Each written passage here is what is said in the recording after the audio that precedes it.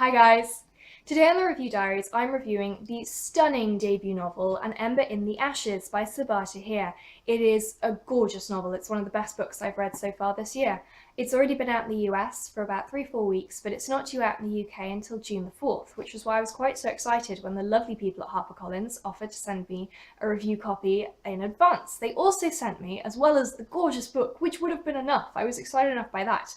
They also sent 4 questions. They're doing hashtag fantasy in real life to show that the events and things that are happening in the book to these fantastical people are not actually that different from the struggles that we go through on a day-to-day basis. And I think that's really great to try and draw the parallels and similarities. So there are 4 questions. I'm going to split them up. I'm going to do the video today and the other video next Friday, the day after it's released.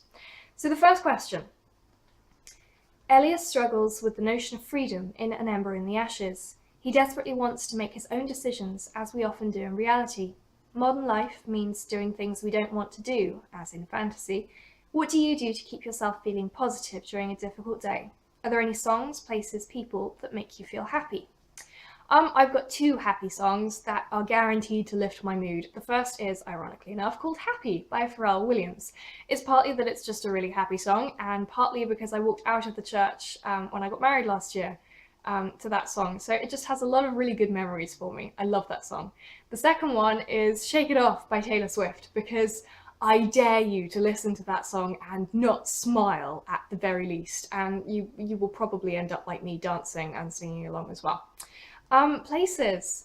There are quite a few places back at home in the UK. There's a gorgeous set of hills very close to where my mum lives, and you can see all the way across to the Severn River, and it's gorgeous, particularly at sunset. So that's one of my favourite places. My other place that makes me happy is here, right here in Lyon. It's my balcony. I have an incredible view of the Basilica in Lyon. I have an incredible view of the Rhone River.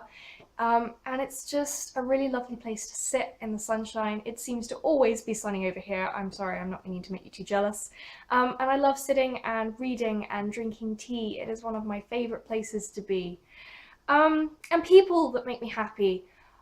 Friends, family, my husband, my cat. I know he's not really a person, but he's part of the family, so he technically counts. The second question.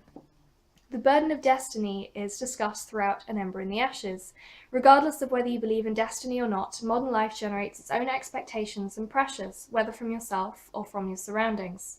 Do you believe that everything happens for a reason and your destiny is laid out for you? What do you think you can do to change your own destiny?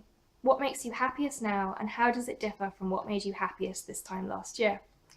Well, this time last year I was stressing a lot because I was getting married in August and I was panicked and making lists and not sleeping and handwriting invitations and place settings and yeah, organising a wedding from another country, not the best plan I've ever had.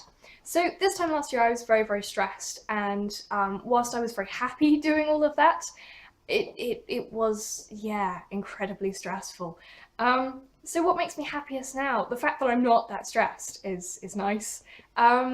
Spending time with my husband, that makes me incredibly happy, because this time last year, if we had any time together, we would just end up trying to work out what songs we wanted played and what we were going to eat and what order things were going to happen in. So any spare time that we had was taken up with wedding stuff. So getting time to spend with each other, talking and reading and watching TV shows is fantastic. That makes me incredibly happy. What else? This time last year I didn't have my cat. He makes me happy. I talk about him a lot. He's just, yeah, I love him to pieces. He's a big fluffy squidge ball. And yes, fluffy is a word. Other things that make me happy. Reading. Again, I was so consumed with wedding preparation, I didn't really have much time to read. So it's incredible being able to read as much as I am at the moment. And also blogging.